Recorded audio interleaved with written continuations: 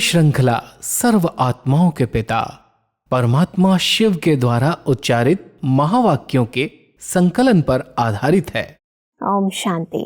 Godlywood studio द्वारा प्रस्तुत अमूल्य रत्न में आप सभी का हार्दिक स्वागत है।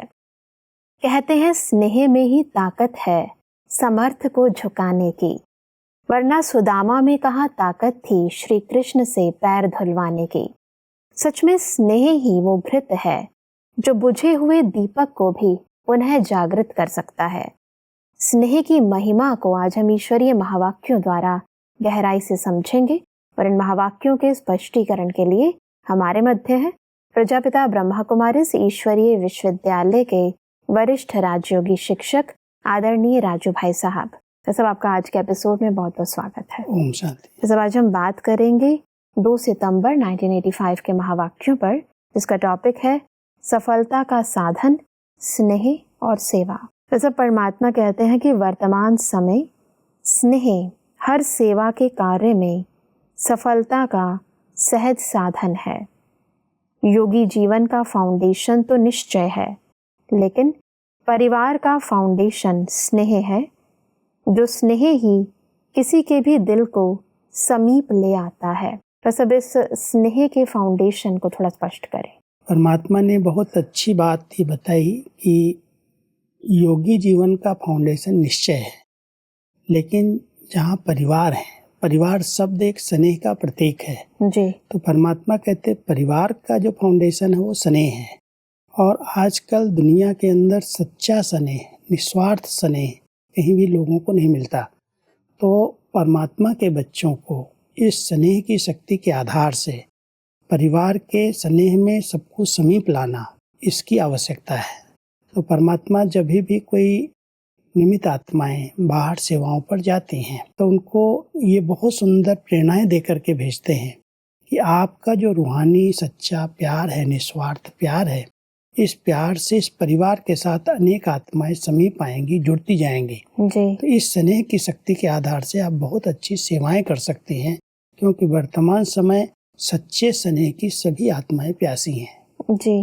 जैसे परमात्मा कहते हैं कि वर्तमान समय याद और सेवा के बैलेंस के साथ स्नेह और सेवा का बैलेंस सफलता का साधन है। चाहे देश की सेवा हो, चाहे विदेश की सेवा हो, दोनों की सफलता का साधन रूहानी स्नेह है। ज्ञान और योग शब्द तो बहुतों से सुना है, लेकिन दृष्टि से व श्रेष्ठ संकल्प से आत्माओं को स्नेह की अनुभूति होना, यह विशेषता और नवीनता है। तो सब इस नवीनता को थोड़ा स्पष्ट करें। परमात्मा हम सबको एक बहुत सुंदर विधि सिखाते हैं जी कि आपका याद और सेवा का बैलेंस तो बहुत अच्छा है, लेकिन याद और सेवा के बैलेंस के साथ साथ अभी स्नेह और सेवा में जब भी आप जाते हैं कहीं पर भी किसी की सेवा में, तो आपके अंदर, आपकी दृष्टि से, आपके शुभ भावनाओं के वाइब्रेशन से लोगों को स्नेह की, अपनेपन की फीलिंग आए, अनुभव हो कि ये हमारे हैं। तो परमात्मा सेवा में सफलता का ये बहुत अच्छा साधन बता रहे हैं कि आपका निस्वार्थ स्नेह जो आपकी दृष्टि से, आपके वाइब्रेशन से, आपके शुभ भावनाओं के संकल्पों से अन्य आत्माएं कैच करेंगी। तो सेवाएं करो, लेकिन सेवाओं के साथ जितना स्नेह संपन्न बन करके सेवा करेंगे उतनी सेवाओं में सफलता मिलेगी। जी। परमात्मा कहते हैं कि आज के विश्व को स्नेह की आवश्यकता है। कितनी भी अभिमानी आत्मा को स्नेह समीप ला सकता है। स्नेह के भिखारी शांति के भिखारी हैं, लेकिन शांति का अनुभव भी स्नेह की दृष्टि द्वारा ही कर सकते हैं। तो स्नेह शांति का स्वतः ही अनुभव कराता है, क्योंकि स्नेह में खो जाते हैं, इसलिए थोड़े समय के लिए अशरीरी स्वतः ही बन जाते हैं। तो अशरीरी बनने के कारण शांति का अनुभव सहज होता है। सब स्नेह से शांति की अनुभूति होती है। इसको थोड़ा स्पष्ट करें। बहुत सुंदर विधि है ये कि अगर हम बहुत स्नेह की किसी को दृष्टि देते हैं तो उस दृष्टि से वो आत्मा अशरीरी बन जाती है, क्योंकि स्नेह देने का, दृष्टि के द्वारा स्नेह देने का एक बड़ा अच्छा साधन है कि हम जब अपने आत्मिक स्वरूप में स्थित होते हैं और आत्मा को देख करके हम ऐसे दृष्टि देते हैं, तो उसको दृष्टि मिलते ही वो आत्मा अशरीरी बन जाती है, देह से न्यारी हो जाती है। तो परमात्मा कह रहे हैं, एक तरफ अगर ज्ञान सुनाओगे तो उसके अंदर अभिमान आएगा, जी लेकिन अगर सच्चा स्नेह दोगे तो स्नेह के तो सभी भिखारी हैं। बिल्कुल। तो स्नेह देते देते जब आप उसको दृष्टि स्नेह की देंगे तो अशरीरी स्थिति का अनुभव करेगी और अशरीरी होते ही कुछ समय के लिए वो शांत हो जाएगी, शांति का अनुभव करने लगेगी। जी तो शांति का संदेश देने की बजाय, शांति की पॉइंट्स सुनाने की बजाय हम उसे स्नेह की दृष्टि दें और अंदर बहुत शुभ भावना के संकल्प के साथ उस आत्मा को प्यार से स्नेह से देखें, जी तो स्नेह की दृष्टि मिलते ही वो गुम हो जाएगा, उसके सारे संकल्प शांत हो जाएंगे और संकल्प शांत हुए तो उसको शांति की गहरी अनुभूति होने लगेगी। तो परमात्मा कह रहे स्नेह एक शांति का दान देने का एक बहुत सुंदर आधार है।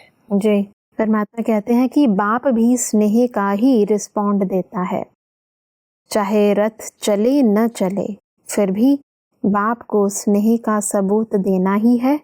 बच्चों में भी यही स्नेह का प्रत्यक्ष रूप परमात्मा देखना चाहते हैं। जैसे हम सबको परमात्मा के द्वारा स्नेह की प्राप्ति होती है, जिस रथ में प्रवेश कर रहे हैं उस रथ के द्वारा हम बच्चों की इतनी पालना कर रहे हैं, स्नेह दे रहे हैं, तो परमात्मा हम सब बच्चों को कहते हैं जैसे आपने स्नेह की शक्ति के आधार से अनुभव किया परमात्मा का साथ का, जी ऐसे ही आपके अंदर वो शक्ति हो जिस शक्ति के आधार से अन्य आत्माएं भी परमात्मा के समीप आ जाएं, परिवार के समीप आ जाएं।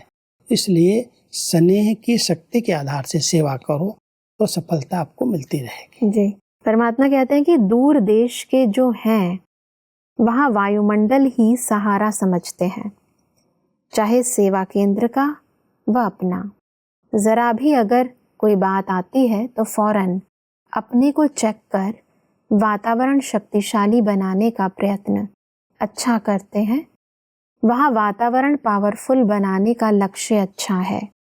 छोटी छोटी बात में वातावरण को खराब नहीं करते हैं, समझते हैं कि वातावरण शक्तिशाली नहीं होगा तो सेवा में सफलता नहीं होगी, इसलिए यह अटेंशन अच्छा रखते हैं अपने पुरुषार्थ का भी और सेंटर के वातावरण का भी।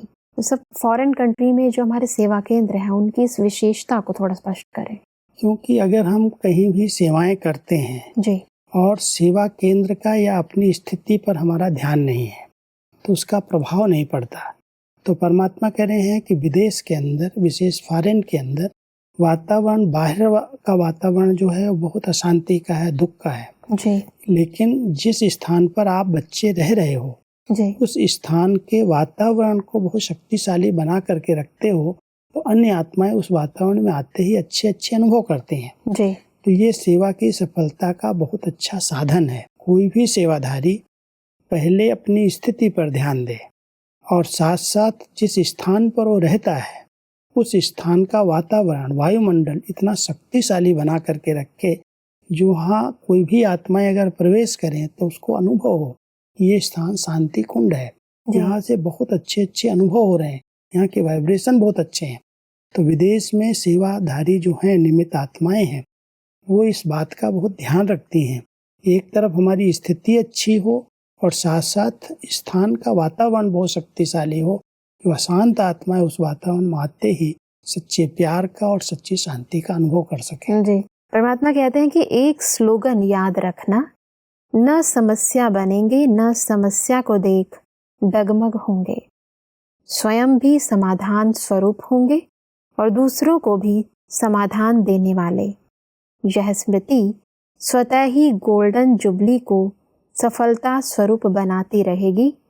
जब फाइनल गोल्डन जुबली होगी तो सभी को आपके गोल्डन स्वरूप अनुभव होंगे, आप में गोल्डन वर्ल्ड देखेंगे। सिर्फ कहेंगे नहीं गोल्डन दुनिया आ रही है, लेकिन प्रैक्टिकल दिखाएंगे। तो सब इस स्लोगन को थोड़ा स्पष्ट करें कि ना समस्या बनेंगे ना समस्या को देखकर डगमग होंगे।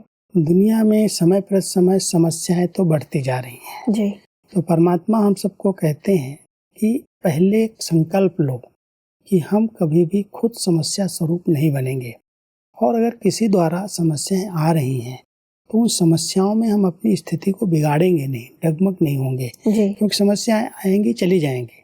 अगर हमारी स्थिति श्रेष्ठ है, महान है, तो उन समस्याओं का प्रभाव हमारे ऊपर नहीं पड़ेगा। जी हमारी समाधान स्वरूप स्थिति को देख करके अनेकों की समस्याएं दूर हो जाएं, तो परमात्मा गोल्डन जुबली का जो विशेष सेवा का स्वरूप बता रहे हैं, क्योंकि उस समय विद्यालय की गोल्डन जुबली मनाई जा रही है। जी तो परमात्मा कहते हैं जब ऐसी गोल्डन स्थिति बन जाए, जो आपकी स्थिति के द्वारा अनेक आत्माओं की समस्याएं समाप्त हो जाएं, जब आप अपने समाधान स्वरूप में रहेंगे, किसी भी समस्या को देख करके आप डगमग नहीं होंगे, तो आपके द्वारा वो गोल्डन वर्ड दिखाई देगा।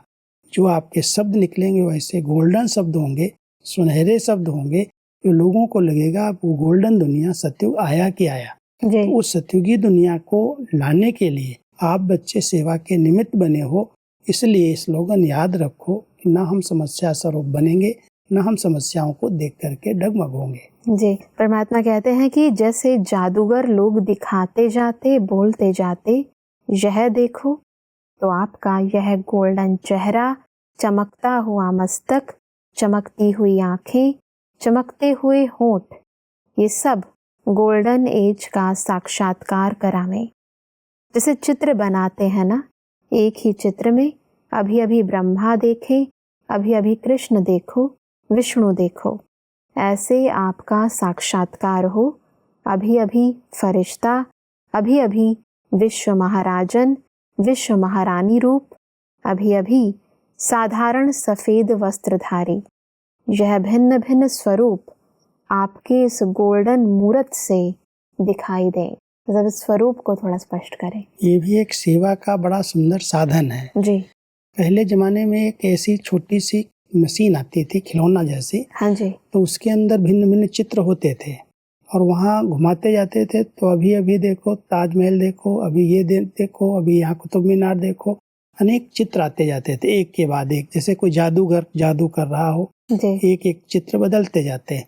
तो परमात्मा कहते आप बच्चों की स्थिति, आपका चेहरा कोई देखे, आपके नयन देखे, आपका मस्तक देखे, तो उनको भिन्न भिन्न रूप से अनुभव हो। जी कभी आप अपने रूप से फरिश्ते स्वरूप का साक्षात्कार करा दो, कभी आप अपने देव स्वरूप का साक्षात्कार करा दो। जब आपकी आंतरिक स्थिति ऐसी होगी तो आपको देख करके, जैसे ब्रह्मा बाबा को देख करके कभी श्री कृष्ण का साक्षात्कार होता था, कभी फरिश्ते स्वरूप का साक्षात्कार होता था, ऐसे आप बच्चों के जीवन के द्वारा जी लोगों को ऐसे भिन्न भिन्न अनुभव होने चाहिए। लेकिन उसका आधार है आपकी आंतरिक स्थिति।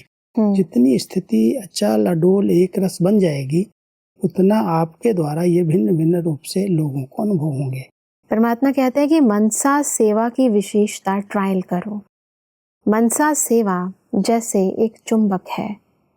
जैसे चुंबक कितनी भी दूर की सुई को खींच सकता है, ऐसे मनसा सेवा द्वारा घर बैठे समीप पहुंच जाएगा। अभी आप लोग बाहर ज्यादा बिजी रहते हो, मनसा सेवा को यूज करो। स्थापना में जो भी बड़े कार्य हुए हैं तो सफलता मनसा सेवा की हुई है। वह सब मनसा सेवा के महत्व को स्पष्ट करें। मनसा सेवा के बहुत सारे भिन्न भिन्न स्वरूप हैं। सेवा जो हम कर रहे हैं, वाचा सेवा तो बहुत अच्छी सफलता दिला ही रही है चारों तरफ से, लेकिन परमात्मा हम सबको कहते हैं मनसा सेवा जो है, माना योग के वायुमंडल को शक्तिशाली बनाना, जिससे स्थान भी चुंबक बन जाता है, स्थिति भी ऐसी चुंबक जैसी बन जाती है। जैसे कहीं पावरफुल चुंबक रखा होता है तो कई प्रकार की सुइयां जो साफ हैं, स्वच्छ हैं, वो अपने आप उस चुंबक पर आकर्षित होकर के समीप आ जाती हैं। ऐसे ही जब हम अपनी योग युक्त स्थिति में रहते हैं, बहुत शुभ चिंतक वृत्तियों से वायुमंडल बनाते हैं, तो एक चुंबक की तरह काम करती है और कई आत्माओं को अच्छे अनुभव, दूर बैठी हुई आत्माएं भी वो प्रकंपन महसूस करती हैं, कहीं से शांति की किरणें आ रही हैं, कोई मुझे बुला रहा है, कहीं मुझे जाना चाहिए। तो यहाँ हम एक स्थान पर बैठे हुए ये सेवा कर सकते हैं। परमात्मा कहते हैं शुरू में पहले जब सेवाओं का प्रारंभ हुआ तो परमात्मा ने कहा बच्चे पहले योग युक्त हो करके पहले अपनी मनसा को बहुत पावरफुल बनाओ, फिर सेवा पर जाओ। उससे बहुत अच्छी सफलता मिली। तो इसलिए वर्तमान समय मनसा जितनी शक्तिशाली है, जितनी बहुत शुभ चिंतक वृत्तियों से भरपूर है, योग युक्त स्थिति है वो मनसा चुंबक का काम करती है और कई आत्माएं दूर दूर से अनुभव करने लगती हैं और समीप आती हैं, जी उसमें सफलता प्राप्त होती है। बिल्कुल। जैसे परमात्मा कहते हैं कि मनसा सेवा का अभ्यास ज्यादा चाहिए। मनसा सेवा करने के लिए लाइट हाउस और माइट हाउस स्थिति चाहिए। माइट और माइक दोनों इकट्ठा हो। माइक के आगे माइट होकर बोलना है। माइक भी हो, माइट भी हो, मुख भी माइक है। जैसे मनसा सेवा द्वारा किस तरह हम लाइट और माइट फैला सकते हैं, इसको थोड़ा स्पष्ट करें। ये भी बहुत सुंदर विधि परमात्मा ने सुनाई जी कि एक ये मुख के माइक से जो कुछ हम बोल रहे हैं, माना जी। जो हम ज्ञान दे रहे हैं, वाणी हमारी जो निकल रही है, एक है माइक के सामने खड़े होकर प्रवचन करना और एक है संबंध संपर्क में जो हम वाणी कह रहे हैं, किसी को कोई बात कह रहे हैं, तो अंदर की स्थिति वो शक्तिशाली है, माइट स्वरूप है।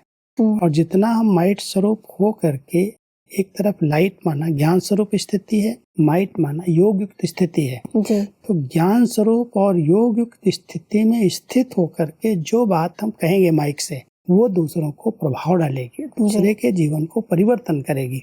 इसलिए परमात्मा कहते हैं सेवा की सफलता का बड़ा अच्छा साधन है। केवल मुख से ज्ञान नहीं दो, केवल वाणी से बोलो नहीं माइक के आगे, लेकिन आपकी आंतरिक स्थिति लाइट और माइट संपन्न हो, आत्मा योग युक्त हो करके कोई ज्ञान स्वरूप बन करके बात कहेगी तो उसका बहुत जल्दी प्रभाव पड़ेगा। जी इसलिए इस मनसा सेवा को बढ़ाना है। ये स्थिति बना करके हम विश्व कल्याण की सेवा के निमित्त बन सकते हैं। बिल्कुल। परमात्मा इसलिए कहते हैं कि तो माइट होकर माइक से बोलो, जैसे पावरफुल स्टेज में ऊपर से उतरा हूँ। अवतार होकर सबके प्रति वह संदेश दे रहा हूँ। अवतार बोल रहा हूँ, अवतरित हुआ हूँ। अवतार की स्टेज पावरफुल होगी ना, ऊपर से जो उतरता है उसकी गोल्डन एज स्थिति होती है ना, तो जिस समय आप अपने को अवतार समझेंगे तो वही पावरफुल स्टेज है। तो सब स्टेज को पावरफुल बनाने की बहुत सुंदर विधि बताई, इसको थोड़ा स्पष्ट करें।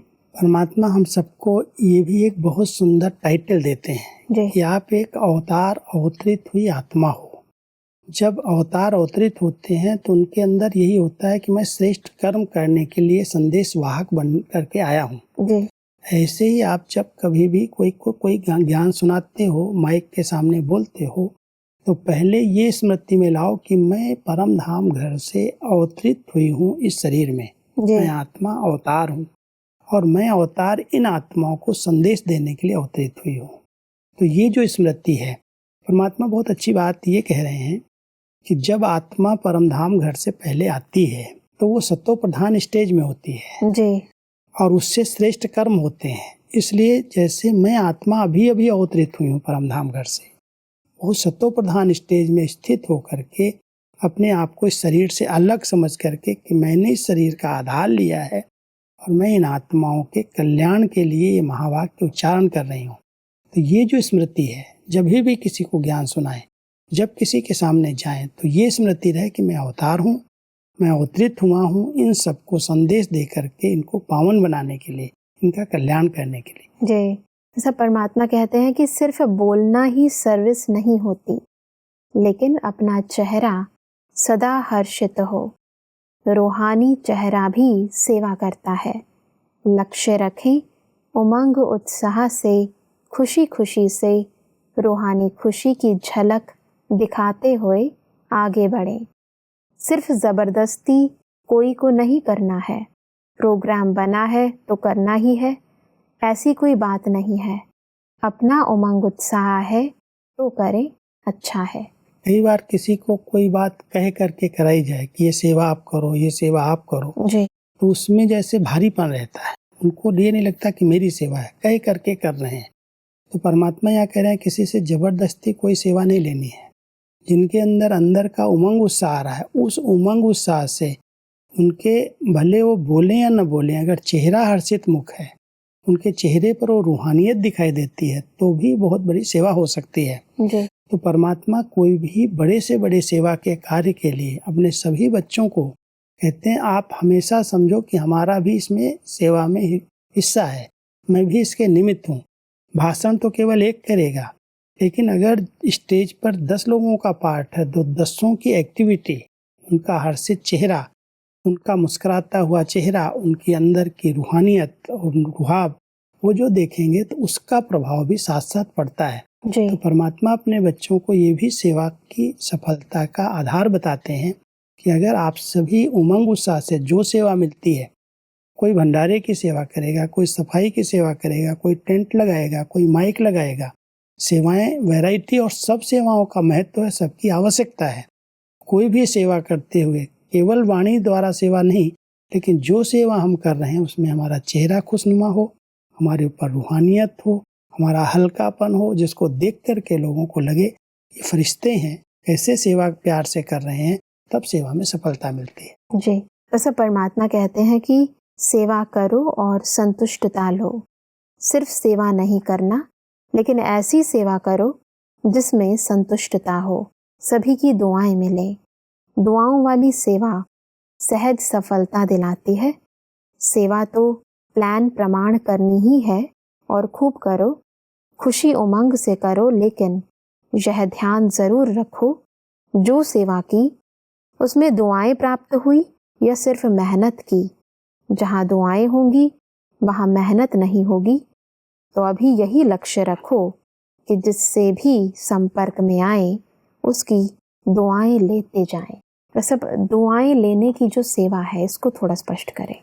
परमात्मा हम सबको सेवा से दुआएं लेने की बड़ी अच्छी विधि बता रहे हैं कि अगर हम सेवाओं से दूसरी आत्माओं को संतुष्ट करते हैं जी। तो संतुष्टता के आधार से उसके दिल से दुआएं निकलती हैं।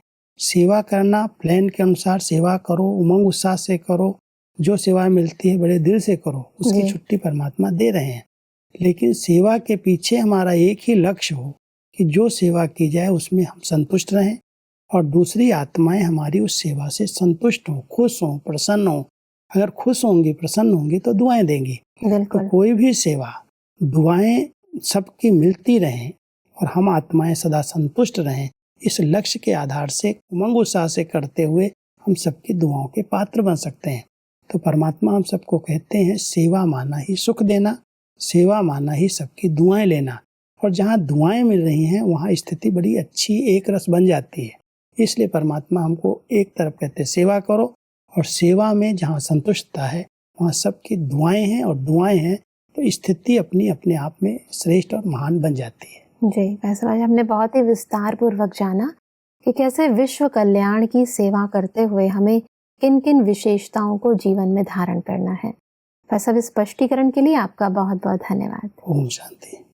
दर्शकों, आज के महावाक्यों में परमात्मा ने कहा कि वर्तमान समय प्रमाण हमें स्नेह का प्रत्यक्ष रूप बनना है, क्योंकि स्नेह ही अभिमानी को समीप ला सकता है, स्नेह ही शांति का सहज अनुभव करा सकता है। परमात्मा ने कहा कि सेवा में सफलता प्राप्त करने के लिए हमें यह स्लोगन सदा स्मृति में रखना है कि हमें न समस्या बनना है और न समस्या को देखकर डगमग होना है। परमात्मा ने कहा कि हमें केवल सेवा नहीं करनी, अपितु सेवा द्वारा सर्व को संतुष्ट करना है और सर्व की दुआएं लेनी है। दर्शकों, आज के महावाक्यों से संबंधित यदि आपके मन में कोई भी प्रश्न है तो आप हमें ईमेल कर सकते हैं। हमारा ईमेल आईडी है amulyaratna@godlywoodstudio.org। अगले एपिसोड में एक और अव्यक्त वाणी के साथ आप सभी के समक्ष हम फिर हाजिर होंगे। तब तक के लिए लेते हैं इजाजत। ओम शांति। अधिक जानकारी के लिए संपर्क करें Amulya Ratan Godlywood studio, Manmohini Van, Shantivan post, Abu road 307510, district Sirohi, Rajasthan.